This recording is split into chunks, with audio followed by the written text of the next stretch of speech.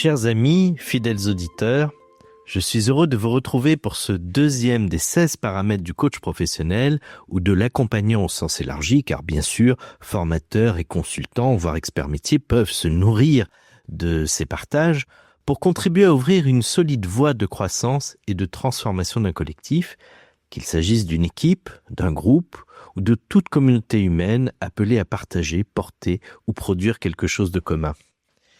Il s'agit ni plus ni moins du diagnostic.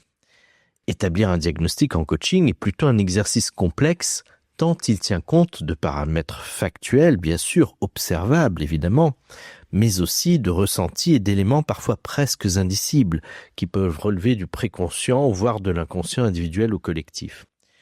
Nous n'en évoquerons ici que quelques éléments essentiels.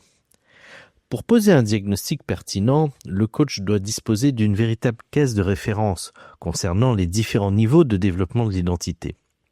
Lennart, toujours dans Responsable porteur de sens, propose 4 niveaux qui apportent un socle solide à mon sens. Le premier, développement de l'identité personnelle ou DIP, je dirais plutôt de la personne d'ailleurs pour avoir une acception plus large et plus dense que le seul développement personnel au sens où nous l'entendons communément en 2025. En effet, le développement de l'identité en entreprise recouvre 2 dimensions distinctes. Le travail thérapeutique qui appartient au champ de l'inconscient et des blessures intimes et le développement de la personne centré sur les attitudes, comportements et relations. Le premier ne relève pas du manager ni même de l'entreprise directement, qui n'a ni le cadre, ni les moyens, ni le contrat pour intervenir sur le travail thérapeutique du collaborateur, du professionnel, car cela relève vraiment d'un tout autre espace. Mais il est pourtant souhaitable que managers, dirigeants, leaders ou DRH disposent d'une culture minimale pour comprendre les blocages inconscients pouvant influer sur la vie professionnelle, voire même sur l'épuisement ou sur les personnalités complexes. Nous voyons que de plus en plus l'entreprise devient responsable ou co-responsable de la santé mentale des personnes et on ne peut plus faire totalement abstraction de ces dimensions-là, même si, je le répète, nous n'avons pas toujours un contrat clair, voire un contrat tout court pour aller vers cela, car au fond, finalement, nos collaborateurs ne signent pas un contrat de travail pour venir faire un travail de réparation, par exemple, sur leur petite enfance. Mais tout de même, le développement de la personne hors champ thérapeutique renvoie, lui, plutôt à la posture de la personne elle-même. Croyances, position de vie, qualité d'écoute, gestion des émotions et des interactions. Lennart évoque aussi une deuxième dimension que j'apprécie aussi beaucoup, qui porte sur le développement de l'identité managériale.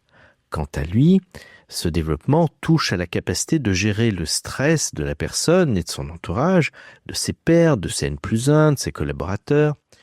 Le changement et notamment le besoin de sécurité dans le changement, en acceptant de préserver l'essentiel, par exemple, pour sécuriser cette phase.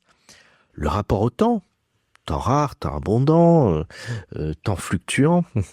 La prise de décision avec toutes ses irrationalités, ses impermanences et ses incertitudes, ainsi que l'évolution des parcours et des carrières.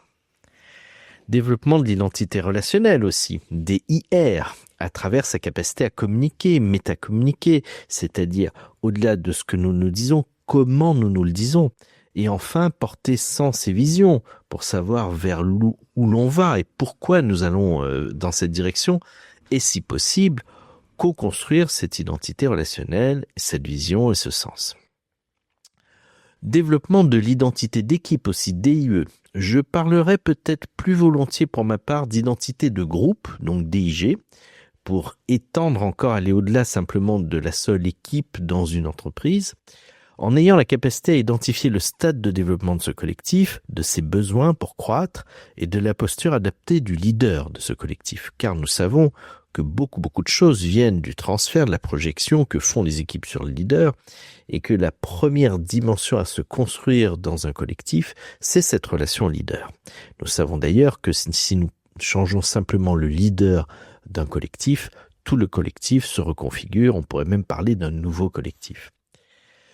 L'identité culturelle aussi, c'est-à-dire la relation de ce collectif avec sa structure institutionnelle, la relation que la structure elle-même a avec son environnement, et par conséquent la relation de ce groupe avec l'environnement.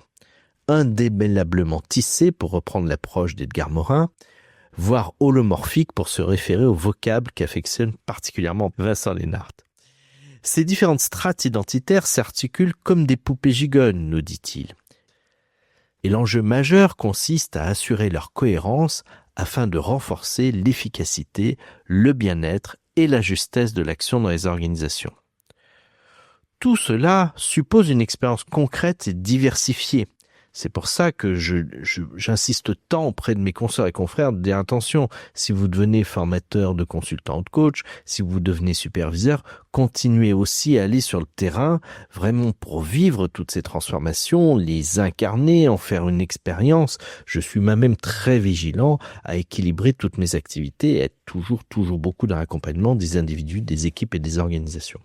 Pourquoi ? Car dans l'entreprise, dans la formation, mais aussi sur un travail plus personnel et en profondeur, il peut y avoir aussi des dimensions plus thérapeutiques, plus complexes, plus subtiles.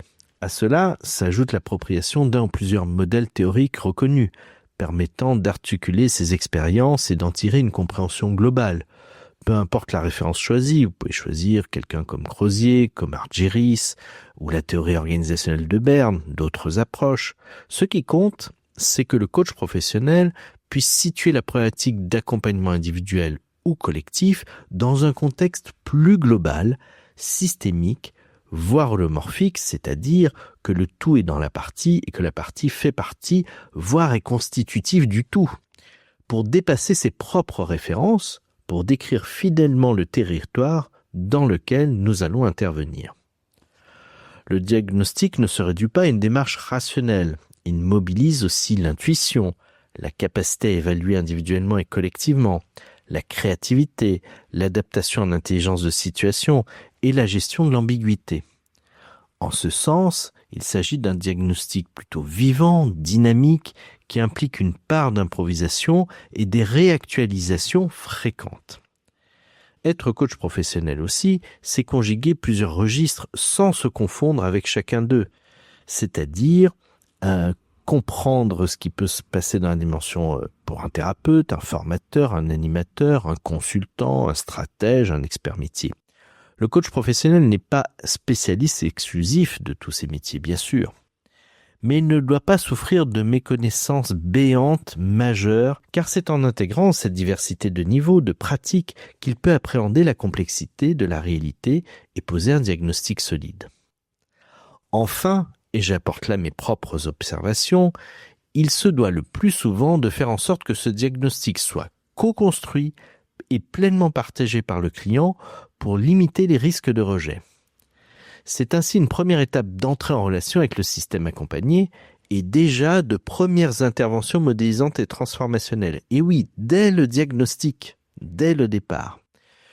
J'en veux pour preuve non seulement les très nombreux diagnostics que j'ai été amené à établir pour toutes sortes de structures privées, publiques et parapubliques, tant comme consultant dès 1994, puis comme coach professionnel, mais aussi par le témoignage de François Dupuis, grand sociologue et consultant hors pair, hélas décédé en 2024, qui fut l'un des grands acteurs de la transformation d'Air France au moment du plan blanc, probablement au moment de l'une des pires crises qu'eut à subir ce groupe.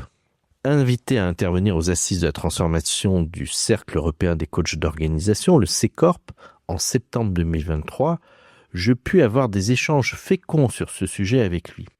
Et notamment, je retiendrai longtemps cette phrase qu'il me dit alors « Je n'ai jamais accepté la moindre négociation et remise tarifaire sur un diagnostic d'organisation, pratique qui aurait entraîné immédiatement une minoration symbolique et effective de l'attention du client qu'il porte à cette phase stratégique et fondamentale lors des démarrages d'accompagnement collectif et organisationnel. » Voilà, chers amis, pourquoi je voulais apporter aussi mon propre regard, tout en m'appuyant aussi sur celui de Vincent, à l'occasion de cette émission, qui porte sur les fameux 16 paramètres du coach, et à très très bientôt pour la suite de ces paramètres. Merci beaucoup. Au revoir. Envie de réécouter vos émissions préférées ? Alors rendez-vous dès maintenant sur toutes les plateformes de podcast Toutes les plateformes de podcast pour une immersion dans cet univers qui vous passionne.